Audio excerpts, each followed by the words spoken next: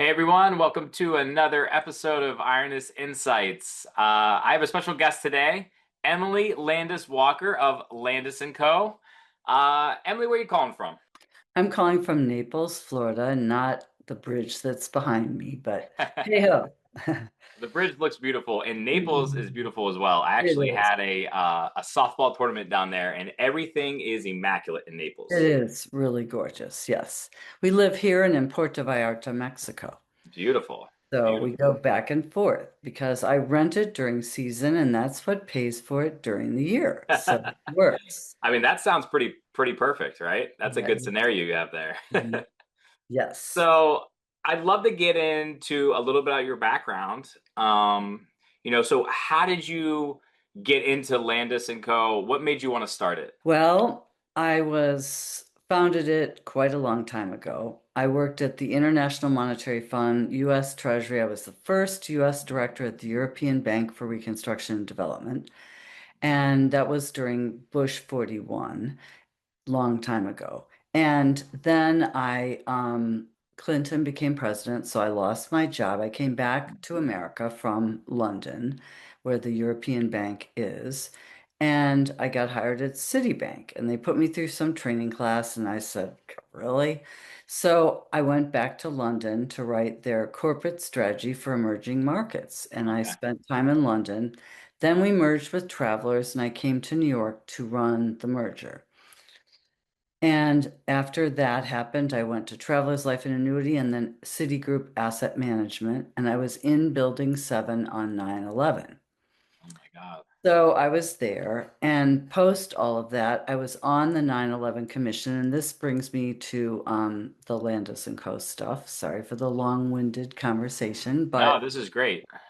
so I interviewed all the companies who were in the World Trade Center for the 9/11 Commission. And on that, they all said, how would we be prepared for something like this?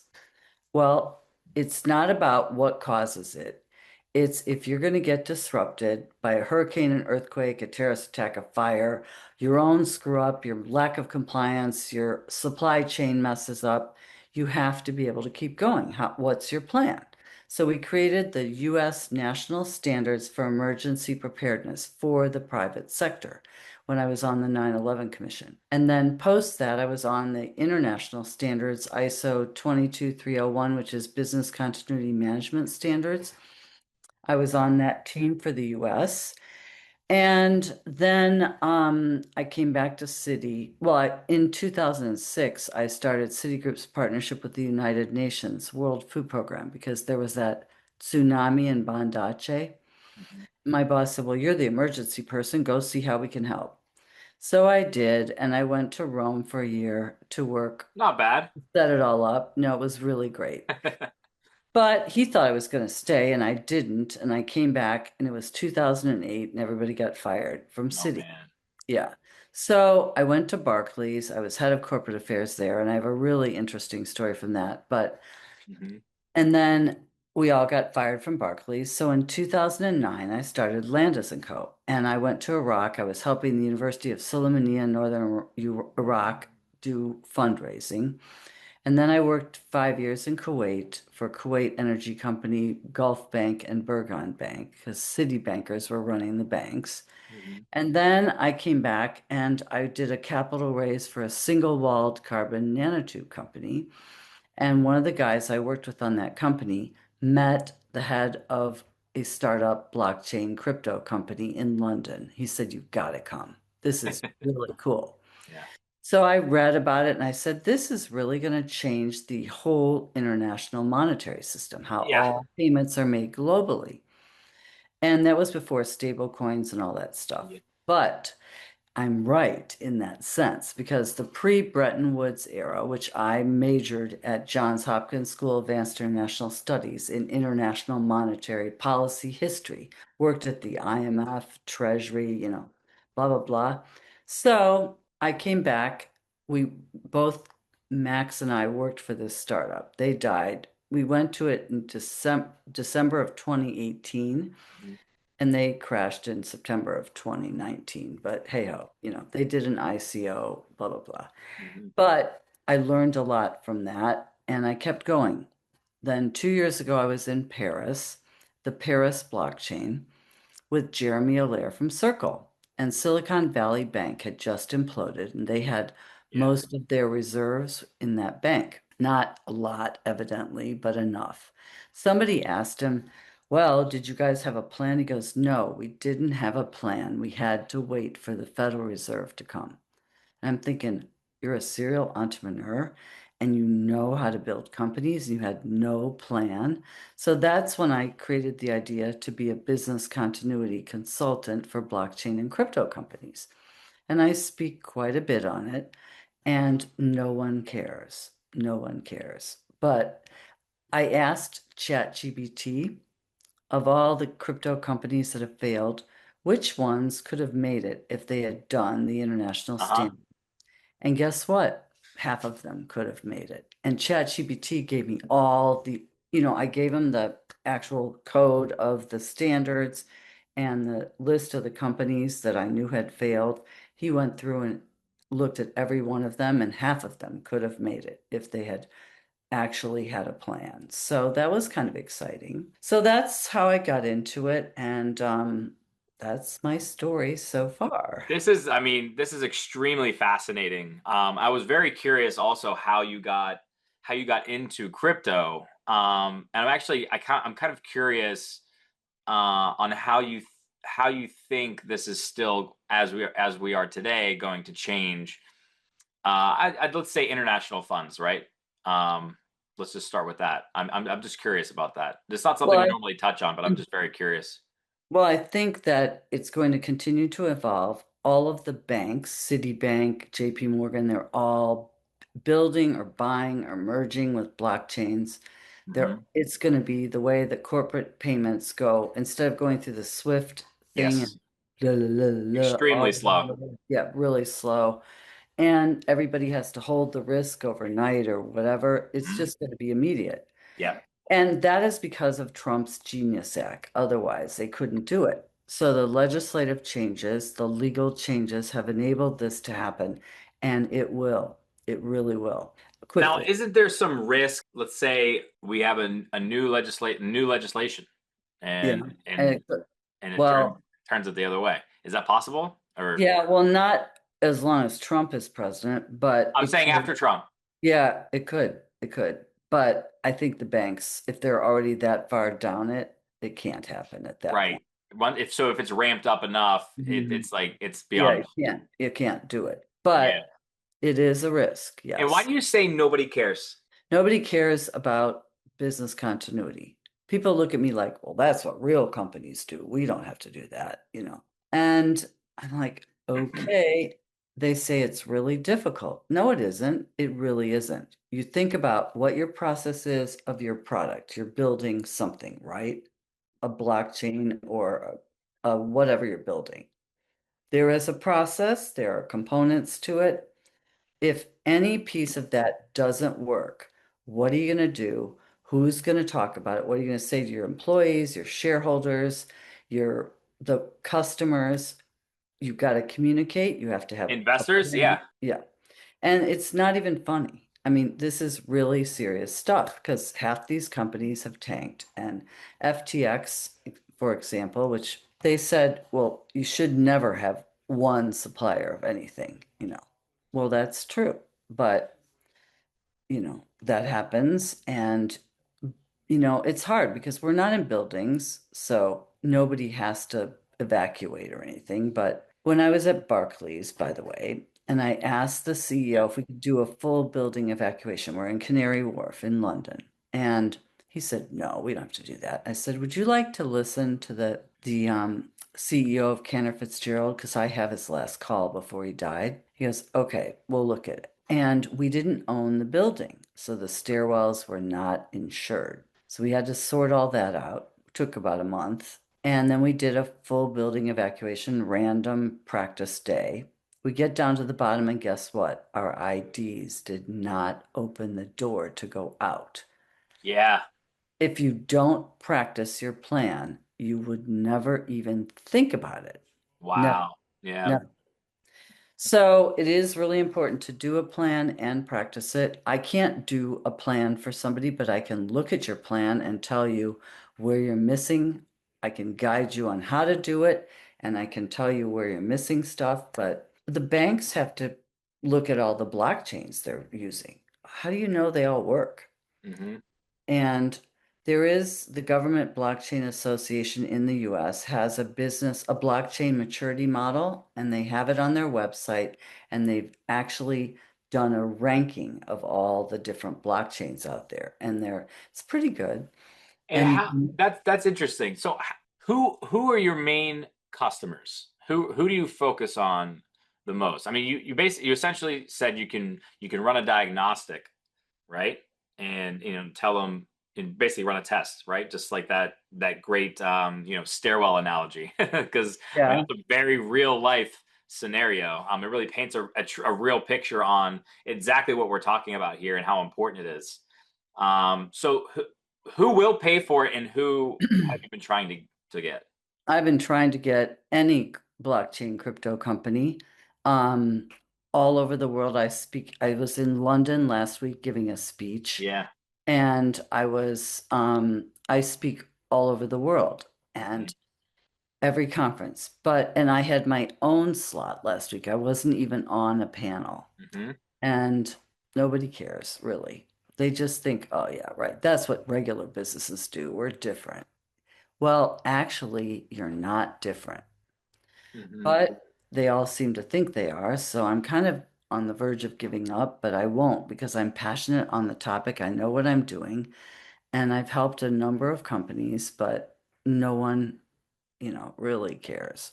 Huh. That's interesting. I wonder. So you I would say your biggest challenge. You think what is your biggest challenge right now? I mean, you're getting exposure. You're speaking. You're getting your Mhm. message out there. It's just Mhm. not being received because they No. don't think it's going to happen. I mean, we talk about this all the time where someone has to lose something before they're willing to actually invest in something.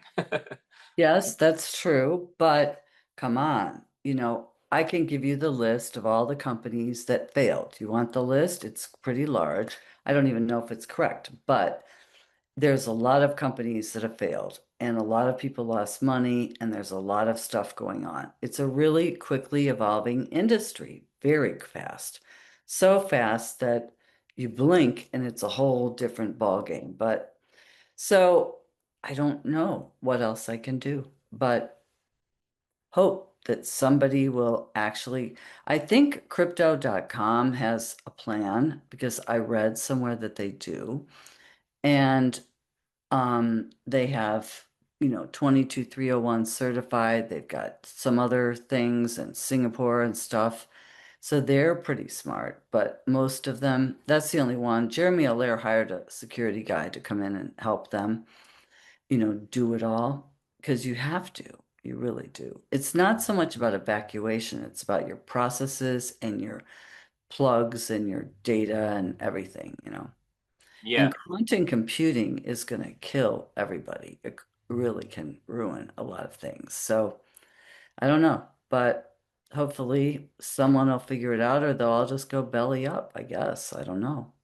Yeah, it seems like everyone's racing for the quantum computer thing is funny you bring up. Like, every a guest here and there brings it up every now and then. The race for this, yeah, it's exciting, it's scary, It's it's pretty another scary. unknown. It's Yeah. pretty scary. I'm wondering how my grandchildren are going to learn to anything if they have AI in school. How do you learn anything? Well, I'm just wondering, yeah, like I mean, right now the professors are just having such a difficult time. I mean, I would never write a paper if I No, was in I wouldn't school now. either. Like, No, why would you? no, Because you wouldn't. why would you do a bibliography yourself? It doesn't make sense.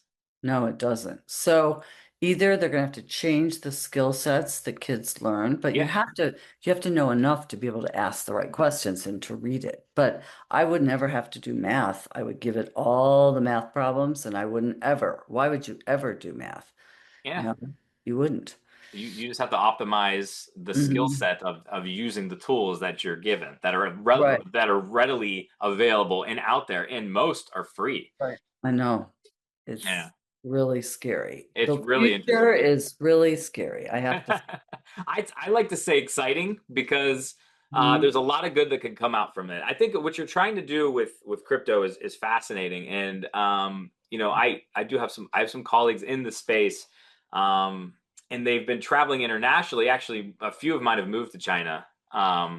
Because of ease on regulations, and obviously U.S. is trending in the right direction that way. But do you think there'd be maybe better reception in other markets, or what markets are you focusing on? Well, I've been in the US and Europe. I'm British and American. Hmm. So I have two passports. I Nice. spent a lot of time in Europe. I was in Paris, I was in Amsterdam, I was in London. I Uh, mean, you know, and everybody there was European. So I speak French and I speak Italian. So, oh, oh, that, beautiful.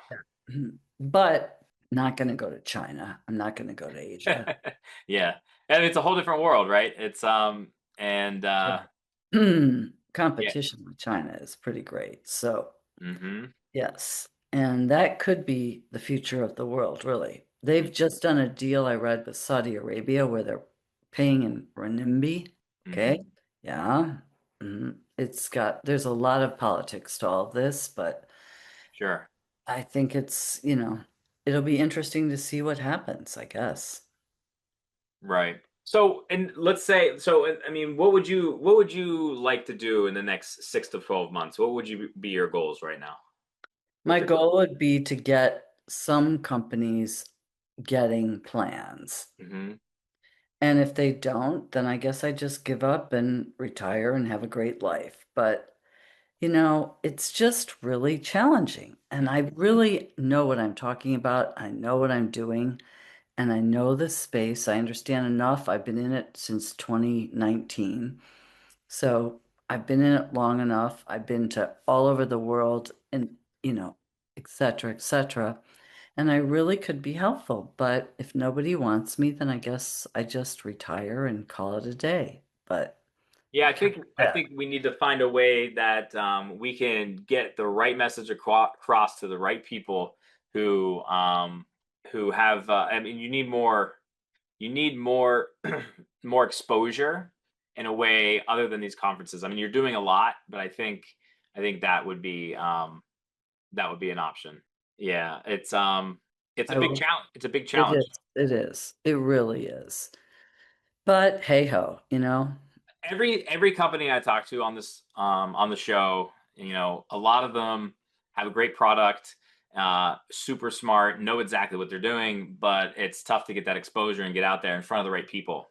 Um, so, I'm with the um, CEOs of all the blockchain and crypto companies all the time. mhm, And Johnny Fry, who does Digital Bytes or something, he's really a big supporter mhm, in London. He talks me up everywhere, but nobody will even pursue it. No, we're not. No issues. We're not going to have to evacuate. Well, it's not about evacuation. It's about keeping your business going. yeah, yeah, It, no, it, it's not about people dying or anything. I mhm. just realized I had my Pelican Bay women's group on name tag on all day. That's too Um, funny. it is pretty funny. So anyway, we'll see what happens, I guess. The legacy finance is really going at blockchain strong. Hmm. Citi, JPM, Bankers Trust, all that. This Wells is what I'm Fargo, seeing too. everybody's, Yeah, yes, everybody is really there. And they have to have business continuity plans because they're regulated right. in Yeah, that way. it's And exactly. Europe has to have them, both MiCA and FCA and DORA. They all say you have to have a plan. But I think the regulators go, do you have a plan? Yeah, we have one. Okay, fine. They don't really look at it. So it's not necessarily when it's regulated that it's only the company's faults, but I can't really get into that. But, Yeah. I'm just saying. So we'll see. Yeah, no, of course. No, I mean, I think it's a very interesting marketplace, just because yeah, everyone, they maybe think they're untouchable, but they aren't regulated, so if they don't have to go by the rules per se, then why would they? You know, it's Yeah, it and I that get it. But the reason they would is because if they tank, they're out. Bingo. And they're gone. Yes, that's it. Exactly. It's just like if a company doesn't have their cybersecurity set up, Yep, once they get hit, it's 60% all. chance they're done in 6 months. Mm-hmm.